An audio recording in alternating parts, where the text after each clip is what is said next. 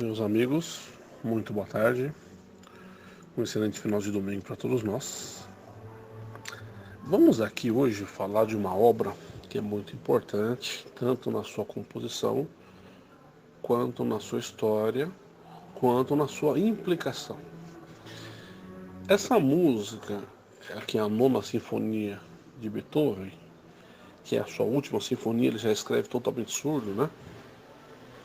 Ela se transforma com o passar do tempo, né? E nós vamos aqui tentar exprimir os motivos dessa transformação dessa música, mudanças e o que ela significou com o passar do tempo, né? E essa música é um convite à alegria hoje, mas já foi um convite à guerra, à luta armada, né? E para nós entendermos isso, nós temos que voltar lá atrás, como nós sempre fazemos, de uma forma bastante resumida, né? Tentar entender por que foi criada essa música e quais eram as principais motivações. Essa música era baseada num poema que foi escrito por um alemão, Friedrich Schiller. Friedrich Schiller escreveu um poema evocando as qualidades do homem, a lucidez, a exaltação. Isso aí é próprio do período onde nós estamos vivendo, que nós estamos vivendo a era da razão, o iluminismo. Nós temos diversos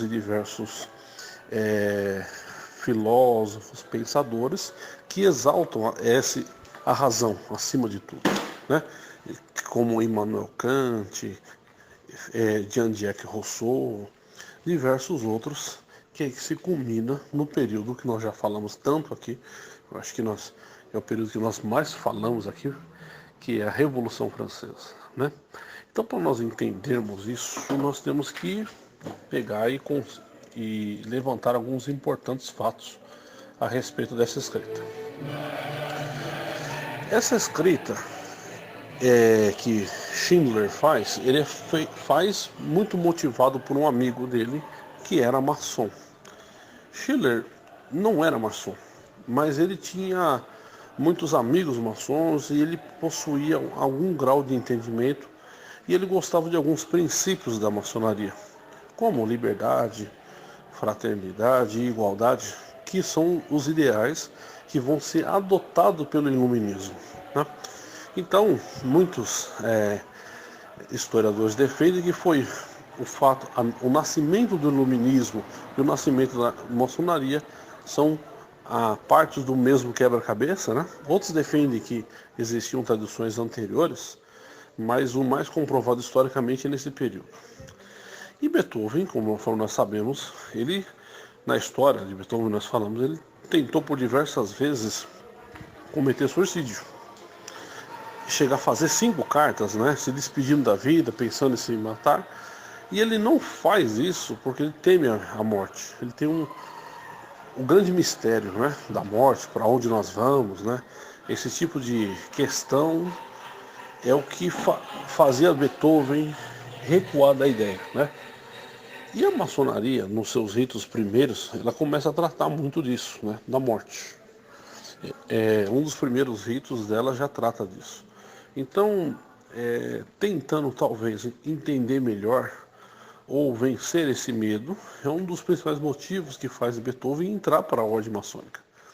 Quando ele entra para a ordem maçônica, ele toma conhecimento desse poema escrito por Schiller, né, que é voltado para esse tipo de comunidade. E Beethoven passa a acompanhar Schiller, os seus vários poemas, né, que ele escreve durante a vida.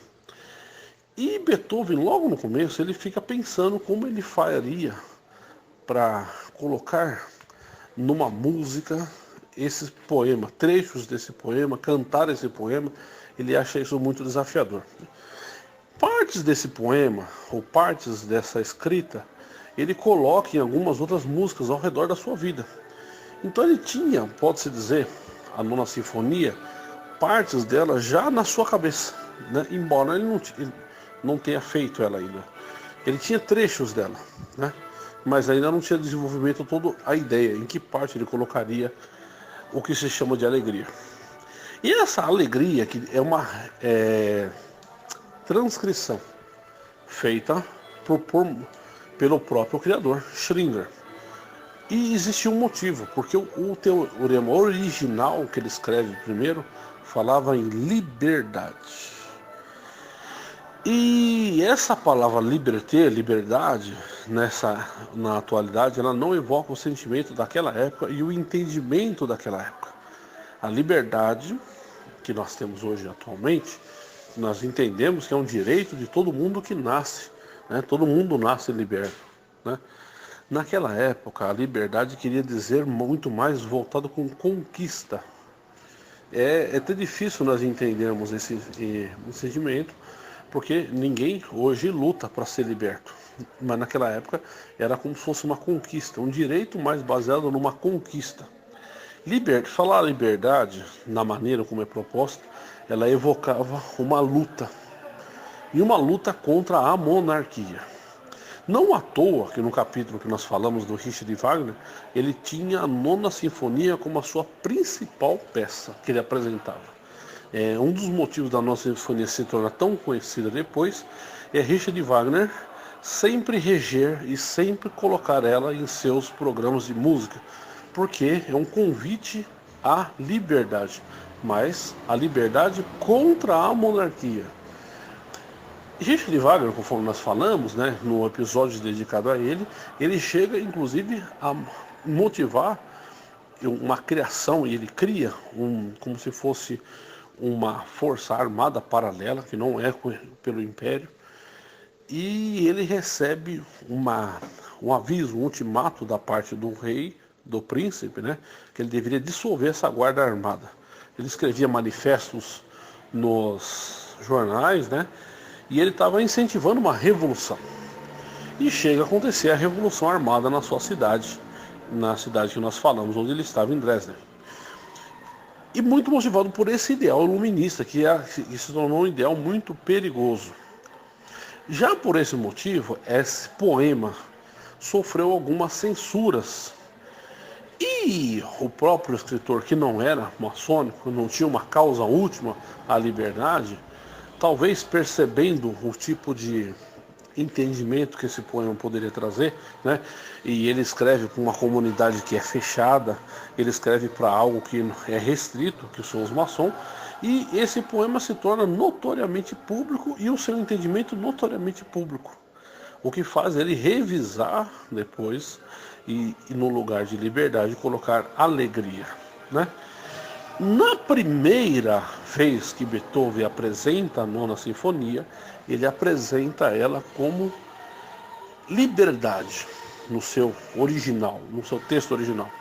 Depois o próprio Schiller, vendo que ele apresentaria e que tomaria uma proporção muito grande, convence Beethoven a mudar de liberdade para alegria, né, para não ter tantos problemas conforme essa peça poderia ter. E mesmo assim, essa peça, ela acaba acumulando ao redor da sua apresentação. Muitas vezes ela foi censurada e houve muitas críticas que nós já vamos falar, né? Esse caráter que nós temos aí, nesta época, Beethoven ele era muito encantado com os ideais iluministas, até por ser franco-maçom, que são ideais semelhantes. E nós estamos à porta da Revolução Francesa. A Revolução Francesa acontece, o rei e a rainha são guilhotinados, conforme nós já falamos, é escolhido Napoleão Bonaparte, conforme nós também já falamos, e Beethoven vê em Napoleão Bonaparte um avatar seria como se fosse a personificação dos direitos, uma pessoa que enfim levaria a justiça, a liberdade, a igualdade e a fraternidade, né? Mas, como todo homem que tem poder, que almeja mais poder, Napoleão Bonaparte depois ele se coroa como imperador na frente do Papa. Isso Beethoven tem como um ato de extrema traição, de certa forma. Ele chega a gritar, ele é um usurpador, mentiroso como qualquer outro, e ele muda o nome da Terceira Sinfonia, que era dedicada a Napoleão Bonaparte, ele risca e escreve Heróica, que era originalmente dedicada a Napoleão Bonaparte.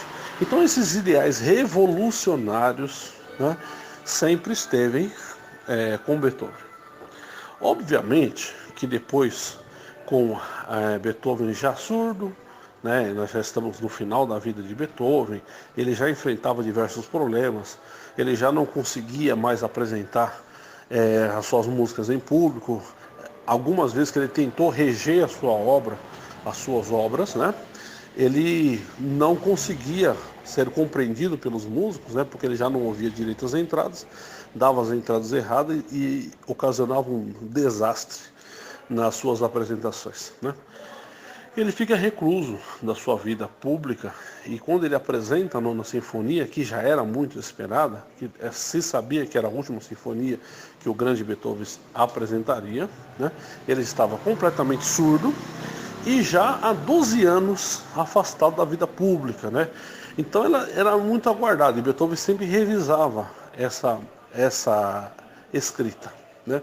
Até que o caráter de presente da humanidade, conforme nós conhecemos hoje, ele é cada vez mais implementado do seu sentido original, que é levante e lute, né? Vai sendo modificado. Na apresentação que se tinha, Beethoven não queria apresentar essa peça em Berlim, né? A gosto do Beethoven, seria apresentado em outros locais. Ele também não queria que fosse apresentado em Viena, porque Viena, nessa época, ela está muito mais inclinada às composições italianas, às grandes óperas italianas, nesse momento. As sinfonias não era algo que fazia tanto sucesso, embora, nessa composição especificamente, ela tenha fortes elementos de ópera, né? Mas os patrocinadores de Beethoven, aqueles que fizeram ser possível, que divulgavam essa obra por vir, eles tinham grande interesse que ela fosse apresentada em Berlim. Não só pelo tamanho do teatro, como também atenderia o interesse dos próprios patrocinadores ser apresentada em Berlim. E até contra gosto de Beethoven, ela é apresentada em Berlim. E Beethoven tinha um grande medo de ser vaiado, né? Porque ela tratava de primeiramente de um ato político, né?